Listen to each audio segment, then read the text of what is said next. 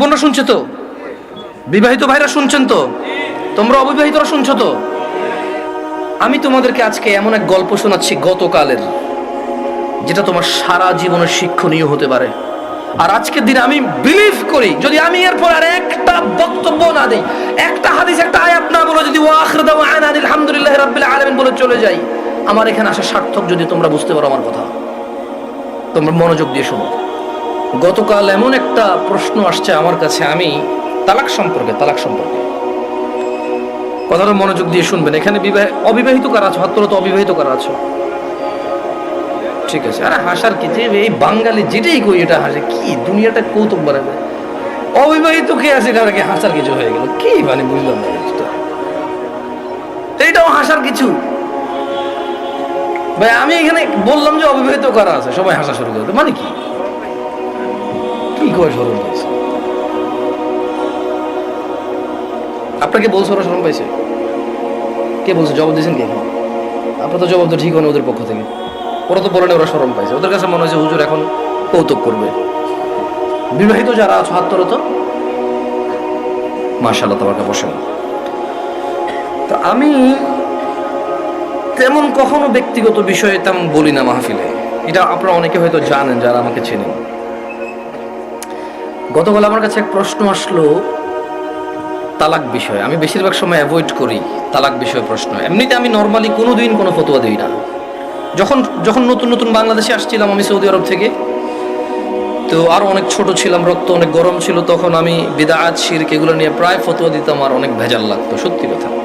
আল্লাহ আমাকে আশ্রয় দিয়েছে। এখন আমার উস্তাদরা, বড়রা যারা আছে, তারা আমাকে বললো যে জামশেদ তুমি ফতোয়া দিও না, কোরআন সুন্নাহ থেকে মানুষকে তুমি আহ্বান করো, ভালোর দিকে ডাকো, মন্দর দিকে নিষেধ করো। আল্লাহ তোমাকে যতটুকু তৌফিক দিয়েছে। ফতোয়া অনেক বিস্তর বিষয়, অনেক সিচুয়েশনের উপরে ফতোয়া চেঞ্জ হয়। দেখা যায় একই বিষয়, মানে সাবজেক্ট এক, পরিস্থিতিতে দুই রকম অ্যান্সার হয়। তো তোমার এখনো সেই প্রজ্ঞা যদি না হয় তুমি দিও না, আর প্রজ্ঞা হলে দিও। তা আমি ওনাদের কথা চিন্তা করেছি যে আমার সেই প্রজ্ঞা হয়নি যে আমি দিব। কারণ এখানে হানাফিরা বলে যে একসাথে 3 তালাক দিলে হয়ে যায়, আর শাফি হাম্বালিরা বলে যে যতবারই তালাক দেয় একবার। এখন যারা হানাফি নিজেদেরকে বলে, ওনারাও কিছু দলাইল পেশ করে, আর যারা শাফি মালাকি আছে বা আহলে হাদিস সালাফি আছে, তারাও সূরা বাকারার মধ্যে যেমন তালাকু মাররাতান, তালাক 2 বার, মানে 2 দফায়, এভাবে দিয়ে বলে। তো আমি চিন্তা করছি এটা বড়দের বিষয়। কার বিষয়? এটা আমার ম্যাটার না, আমার এত জিম্মেদারি নেওয়ার এখনো অতটুকু যোগ্যতা হয়নি। তো বেশিরভাগ তালাকের যখন প্রশ্ন আসে, আমি বড় আলেম যাদেরকে চিনি, যেমন আমি সৌদি আরবে ছিলাম, তাহলে বেশিরভাগ যাদেরকে আমি চিনি তারা মদিনা ইউনিভার্সিটির স্কলার। কেউ হাফার বাতান ইসলামিক সেন্টারের লেকচারার, কেউ রিয়াদ ইসলামিক সেন্টারের লেকচারার, কেউ আল আহসা ইসলামিক সেন্টারের লেকচারার সৌদি আরবে, যাদের সাথে আমার পরিচয় আছে খুব ছোটবেলা থেকে। আমি যাদেরকে চিনি, যারা আমাকে খুবই আদর করে। তো আমি যেটা করি, যখনই তালাকের মাসলা মাসাইল আসে, নর্মালি কোনো প্রশ্ন আসলে আমি জবাব দিই না, কিচ্ছু রিপ্লাই করি না, কারণ আমি জানি আমি ফতোয়া দিব না, আমি ইগনোর করার চেষ্টা করি। খুব সহজ থেকে সহজ প্রশ্ন আসলো দিতে চাই না, কাউকে না কাউকে ট্রান্সফার করে দিই। তো ওই একটা বোন মেসেজ লিখলো, আমি ওয়ালাইকুম আসসালাম দিয়ে লিখেছি আপনি যে কোনো প্রশ্ন লিখে করেন। তখন সে লিখে প্রশ্ন করলো যে তালাকের বিষয়। আমি বললাম যে আমি তালাকের বিষয়ে ফতোয়া দিতে জানি না, আমি একজন বড় আলেমের নাম্বার দিচ্ছি, আপনি ওনার সাথে কথা বলে আপনি জেনে নেন, হোয়াটসঅ্যাপে মেসেজ দিয়ে ওনাকে কল করে দিন, সমস্যা নেই। এখন উনি আমাকে একটা ভয়েস মেসেজ পাঠালো যে ওনার হাজব্যান্ড ওনাকে তালাক দিয়েছে 3 বার। এখন উনি নানা হুজুরের কাছে গিয়েছে যে উনি এখন এই স্বামীর ঘর করতে পারবে কিনা। ওনার স্বামী অনুতপ্ত, উনিও অনুতপ্ত। আমার বোনরা শুনছে তো? না, আমার বোনরা শুনছে তো?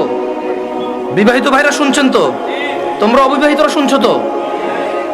আমি তোমাদেরকে আজকে এমন এক গল্প শোনাচ্ছি গতকালের, যেটা তোমার সারা জীবনের শিক্ষণীয় হতে পারে।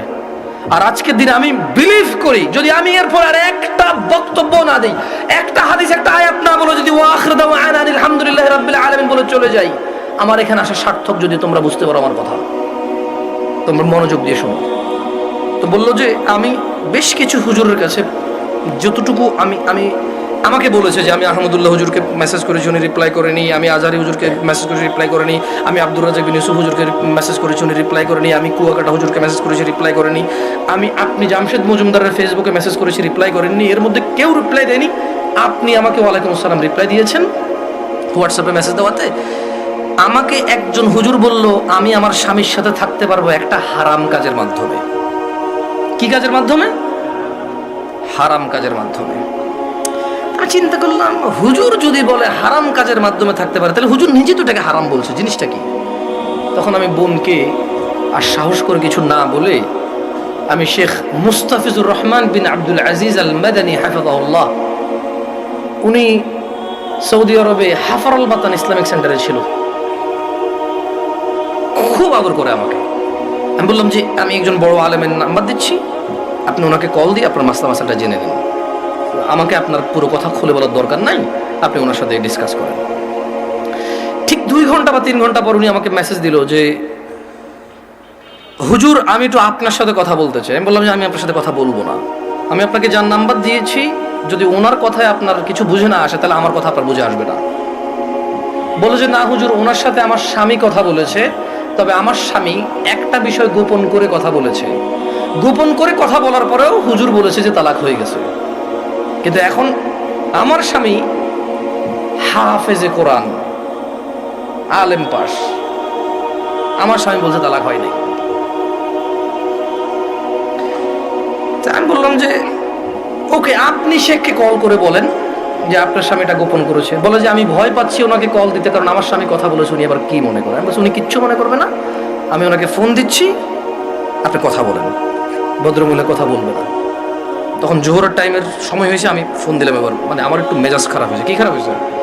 মেজাজ খারাপ হয়েছে। ওই ভদ্রমহিলা আমাকে বারবার বলতে চেষ্টা করতেছে যে আমার একটা বাচ্চা আছে, যদি এখন আমরা স্বামী স্ত্রী আলাদা হয়ে যাই আমার বাচ্চাটার কি হবে, কনসার্ন কোথায়? বাচ্চা। আমি কল করলাম, কল করে বললাম আপনি তালাক হয়েছেন বা হন নাই, আমি কি এরকম কিছু বলছি? বলে যান না। আমি বললাম ধরে নেন আপনার স্বামী আপনাকে তালাক না দিয়ে যদি গলা একটা কোপ দিত, আপনার গলাটা কাটতো কিনা? বলে যে কাটতো। আমি বললাম তালাক দিল, তালাক হবে।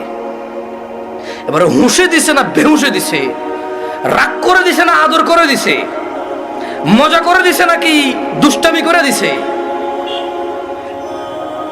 এইটা ম্যাটার না। আপনার স্বামী যদি আপনাকে 5 তলা বিল্ডিং থেকে রাগ করে অথবা রাগ না করে হাসি মুখে অথবা দুষ্টামি করে যদি আপনাকে ধাক্কা দিত, আপনি কি পড়তেন 5 তলা থেকে? বলে যে পড়তাম। তাহলে আপনার কেন মনে হচ্ছে না যে আপনার স্বামী আপনাকে রাগের মাথায় তালাক দিলে হবে না? রাগের মাথায় ধাক্কা দিলে যদি 5 তলা থেকে পড়ে আপনার হাত পা ভেঙে যায়, মরার সুযোগ থাকে, মরে যেতে পারেন আপনি, এরকম সম্ভাবনা থাকে, তাহলে কেন আপনার স্বামী আপনাকে তালাক দিলে তালাক হবে না? মানতে অসুবিধা কোথায়? যে আল্লাহ আপনার এই স্বামীকে কবুল বলার পরে ওর সাথে থাকা বৈধ করেছে, সেই আল্লাহই তো 3 তালাক পরিপূর্ণ হয়ে গেলে থাকাটা অবৈধ করেছে। যিনি আপনাকে এর সঙ্গ দেওয়ার জন্য বৈধ করেছে, আপনি মেনেছেন সেটা, উনি যখন অবৈধ করেছে সেটা মানছেন না কেন আপনি? প্রবলেম কোথায় আপনার? আপনার বাচ্চা। যদি আপনার হাজব্যান্ড কালকে অ্যাক্সিডেন্ট হয়ে মারা যায়, মৃত্যুর পর আপনার হাজব্যান্ডকে নিয়ে আসতে পারবেন জীবিত করে? না। যদি আপনি মারা যান কালকে, আপনার এই বাচ্চা কি মাহারা হবে না? হবে।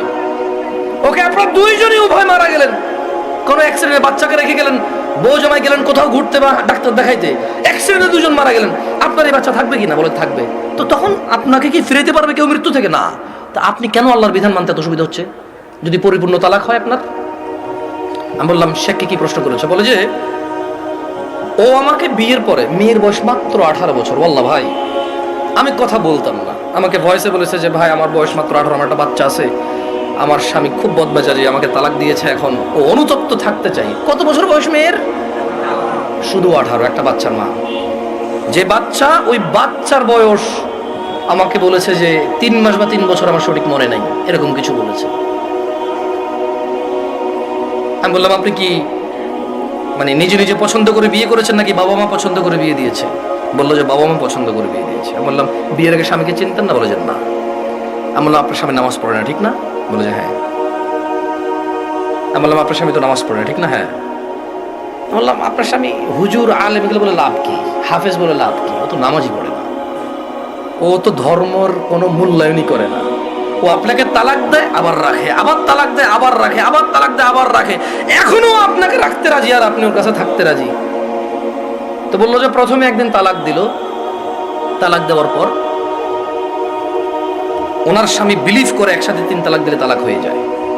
ওনার স্বামীর এটা দেখেন, আমি আবার বলি, এটা আমি বলছি না, উনি বলছেন যে ওনার স্বামী হাফেজ এবং আলেম পাশ মেবি, বা হাফেজ এটা কনফার্ম আমি।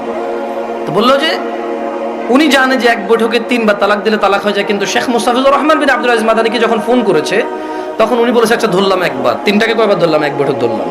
বলে যে আপনাকে আদ দিছে? বলে যে হ্যাঁ আরেকবার দিছে। বলে যে ওটাকে আবার ধরলাম। বলে যে আদ দিছে? বলে যে সে গোপন করছে, কিন্তু সে একদিন আমাকে বলছে তোমাকে আমি তালাক দিলাম, তুমি যাচ্ছ না কেন? এই কথাটুকু শেখের কাছে সে গোপন করেছে। কি করেছে?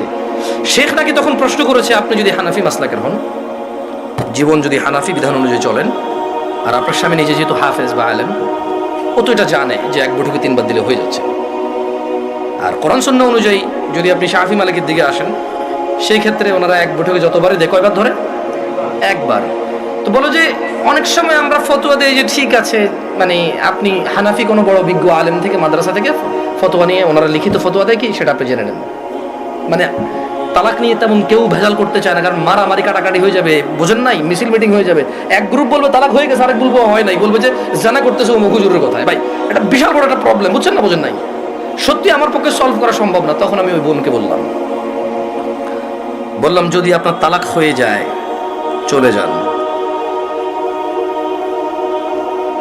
ইদ্যত পালন করে কোথাও বিয়ে বসে যাইয়েন, আর পরবর্তী স্বামীর যত্ন নিয়েন। এটা করে দিয়েছে। তো আমি ওই মহিলাকে বললাম যে আপনার তালাক হয়েছে বা হয় নাই ফতো দেওয়ার আমার যোগ্যতা নাই। আপনি যদি মনে করেন আপনার স্বামী গোপন করেছে শেখের সাথে, তালাক একবার তালাক দিছে যেটা গোপন করেছে, আপনি ওনার সাথেই কথা বলেন। তো আমি আমার বোনদেরকে বলবো, বোন ও আচ্ছা, আমি ওই মেয়েটাকে এতটুকু বললাম যে যেই ছেলে আপনাকে 3 বার তালাক দিল, 3 বার, আপনার কাছে কেন মনে হয় ও 4থবার দিবে না? আবার আপনার কাছে কেন মনে হলো যে ও 4থবার দিবে না? আর এই তো আপনি এই স্বামী ছাড়া থাকতে পারবেন না, আপনার একটা বাচ্চা আছে, কেন আপনি স্বামীর সাথে এমন ব্যবহার করলেন যে ও তালাক পর্যন্ত গিয়ে পৌঁছাবো? ওর উপায় কি? ওই বেচারার উপায় কি? ধরলামও খারাপ, ওর যেতে নিকৃষ্ট পুরুষ আর এই পৃথিবীতে আমি ধরে নিলাম। আপনি যদি ওর সাথে এমন ব্যবহার করেন যে ও তালাক দেওয়া ছাড়া রেখে উপায় নাই, একটা ঘরে আগুন লেগে গেছে, বের হবে না মানুষ বের হবে না? এই দরজা বন্ধ, সেই দরজা বন্ধ, সেই দরজা বন্ধ, জানালা দিয়ে হলো তো মানুষ বের হবে না? তা আপনি এমন এক সংসারের মধ্যে কেরেঙ্গাল লাগাই দিয়েছেন, কিচ্ছা কাহিনী লাগাই দিয়েছেন, এমন এক অশান্তি লাগাই দিয়েছেন, ও আর তালাক ছাড়া বেরোতে পারছে না। এমন করলেন কেন? এই যে এখন কান্নাকাটি করতেছেন, এমন করলেন কেন? এই যে বলতেছেন আমি এখন ধৈর্য ধরবো, আমি আর মুখে মুখে বলবো না, আমি আর ওর অপছন্দ হয় ওর বাবা মায়ের সাথে খোটাখুটি করলে এখন আর করবো না, আমি আগে কেন ভাবেন নাই? আমি আমার বন্ধুদেরকে বলবো তোমার স্বামী আছে, ওকে গুরুত্ব দাও।